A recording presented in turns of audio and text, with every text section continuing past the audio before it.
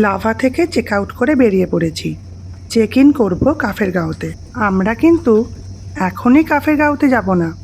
এখানে অনেকগুলি সুন্দর সুন্দর সাইট সিন আছে, সেগুলো দেখে নিয়েই তারপরে আমরা যাব কাফেরগাঁওতে। কি সুন্দর পরিষ্কার ঝাঁ চকচকে রাস্তা, সামনে পাহাড়, দুপাশে পাইনের জঙ্গল। এই পথ যদি না শেষ হয় তাহলে কিন্তু বেশ ভালোই হয়। এই রাস্তা দিয়ে যেতে যেতে আমার ভ্যাগাবন্ড কবিতার কয়েকটি লাইনের কথা মনে হচ্ছে। Wealth I seek not, nor hope, nor love, nor a friend to know me. All I seek is the heaven above and the road below me. এটি হলো আজকে আমাদের ফার্স্ট স্পট। এখান থেকে মাউন্টেন ভিউটা জাস্ট আউটস্ট্যান্ডিং। এই pine ফরেস্টটি হলো আজকে আমাদের সেকেন্ড স্পট। এখানে এলে কিন্তু অনেকটা লামা হাট্টার মতো ফিল পাওয়া যায়। এই সিঁড়ি ধরে ওপরের দিকে আস্তে আস্তে উঠতে হবে। বাপি সিনিয়র সিটিজেন হয়েও আমাদের মধ্যে কিন্তু সব থেকে ইয়াং। উনি তো আমাদের গার্জিয়ান, আমাদের সঠিক পথে পরিচালনা করাই ওনার কাজ, আর উনি ঠিক সেটাই করছেন। এখানে টিকিট কেটে তবেই ভেতরে প্রবেশ করতে পারবেন। টিকিটের মূল্য জনপ্রতি 20 টাকা। গার্জিয়ান চলেছেন আমাদের আগে আগে, আর তাকে অনুসরণ করতে করতে আমরা চলেছি তার পিছনে পিছনে। ওপরে ওঠার রাস্তা কিন্তু মোটেও সহজ নয়। সামনেই রয়েছে একটি ওয়াচ টাওয়ার, ওখান থেকে এখানকার 360 ডিগ্রি ভিউ দেখতে পাওয়া যায়।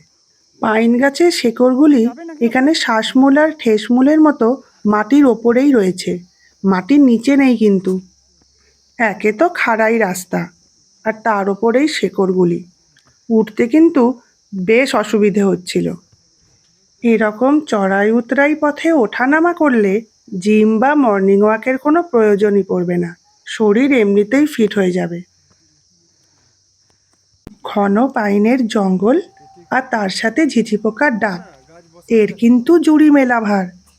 এই রকম পরিবেশ আমার তো বেশ ভালোই লাগে। উঠতে উঠতে আমি কিন্তু হাঁপিয়ে গেছি। আমি তাই এখানে একটু দাঁড়িয়ে পড়েছি রেস্ট নেবার জন্য। ভাবলাম দাঁড়িয়েই যখন পড়েছি তাহলে একটা 360 ডিগ্রি ভিডিও করে নেওয়া যাক। এখানে একটি সুন্দর কাঠের ব্রিজ আছে, যেটি ফটো তোলার জন্য একদমই পিকচার পারফেক্ট। আর আমার বাপি ফটো তুলবে বলে দাঁড়িয়েও পড়েছে। এটি হলো গুম্বাদারা মনেস্ট্রি, আজকের থার্ড স্পট। মনেস্ট্রির ভেতরে ঢুকেই প্রথমেই চোখে পড়বে এই বিশাল প্রেয়ার হুইলটি। সুযোগ পেয়ে আমিও ঘুরিয়ে নিলাম। এটি হলো মেন এন্ট্রান্স, আর ঢুকেই সামনেই রয়েছে এই বিশাল প্রেয়ার হুইল। অপূর্ব, অসাধারণ, অকল্পনীয়, আর কি বলবো বুঝতে পারছি না। নেপালি ভাষায় গুম্বা মানে মঠ, আর দারা মানে হচ্ছে পাহাড়ের চূড়া। আর এই মনাস্ট্রিটি সমুদ্রপৃষ্ঠ থেকে প্রায় 6500 ফুট উচ্চতায় অবস্থিত। এই মনাস্ট্রিটি দ্বিতল বিশিষ্ট। এটি হচ্ছে প্রথম তলা। এরপর সিঁড়ি দিয়ে ওপরে উঠে দ্বিতলে পৌঁছতে হবে। এই নির্জন শান্ত পরিবেশে কিন্তু আপনার মন শান্তিতে ভরে যাবে। প্রকৃতি তো ছেড়েই দিন, রাস্তাও যে এত সুন্দর হতে পারে পাহাড়ে না এলে কিন্তু এটা বুঝতেই পারতাম না। এই রাস্তা জুড়ে রয়েছে কনকনে ঠান্ডা পাহাড়ি হাওয়া, আর তার সাথে মেঘের আনাগোনা। আমরা এখানে আসার আগে ধস নেমেছিল, তার চিহ্ন কিন্তু এদিকে ওদিকে তাকালেই দেখতে পাওয়া যাচ্ছে। পুরো রাস্তাটাই কিন্তু মেঘের ভেতর দিয়ে, তাই আমরা মেঘের সঙ্গে লুকোচুরি খেলতে খেলতে এগিয়ে চলেছি। আমি কিন্তু এই ঠান্ডা হাওয়াটা বেশ এনজয় করছিলাম। পাহাড়ি হাওয়া এনজয় করতে করতে আমরা পৌঁছে গেলাম আজকের ফোর্থ স্পট, ডাবলিং ভিউ পয়েন্টে। এটি হলো মেন এন্ট্রান্স। পাশের এই ছোট্ট গেট দিয়েই ভেতরে প্রবেশ করতে হবে। এই জায়গাটির মেন অ্যাট্রাকশনই হলো এই স্কাইওয়াকটি। দূর থেকে দেখেই বোঝা যাচ্ছে এটি কাঁচ দিয়ে তৈরি। সব ঋতুতেই পাহাড়কে অপরূপ লাগে, তবে আমার মনে হয় শরতে যেন এই সৌন্দর্য আরও দ্বিগুণ বেড়ে যায়। চারিদিকে শুধু নীল, সাদা আর সবুজের সমাহার।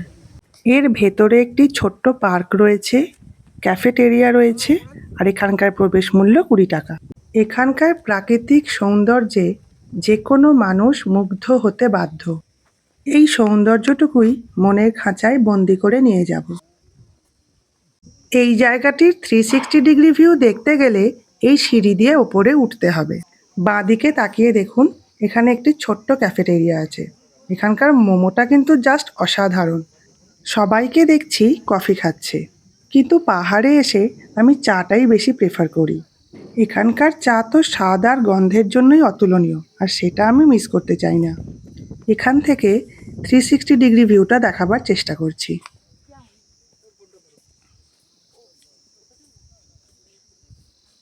কী বর্ণনা দেব? বর্ণনা দেওয়ার মতো ভাষা বা শব্দ কোনোটাই তো খুঁজে পাচ্ছি না। শুধু হাঁ করে তাকিয়ে আছি আর উপভোগ করার চেষ্টা করছি, কারণ এছাড়া তো আর কিছুই করার নেই। আমি দু চোখ ভরে এই সৌন্দর্য উপলব্ধি করার চেষ্টা করছিলাম মাত্র।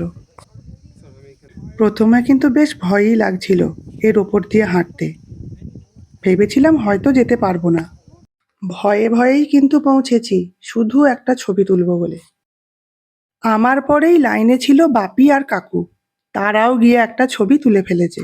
অনেক কষ্টে কাকু আর কাকিমাকে রাজি করিয়ে এখানে একটা ছবি তুলেছি।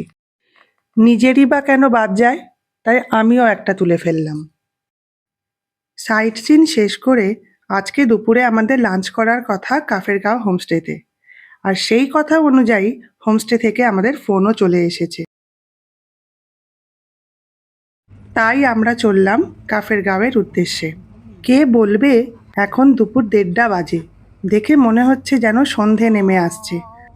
আজকের মতো ব্লগ এখানেই শেষ করলাম। আবার দেখা হবে নেক্সট ব্লগে। ব্লগটি যদি ভালো লাগে লাইক শেয়ার সাবস্ক্রাইব করতে ভুলবেন না যেন।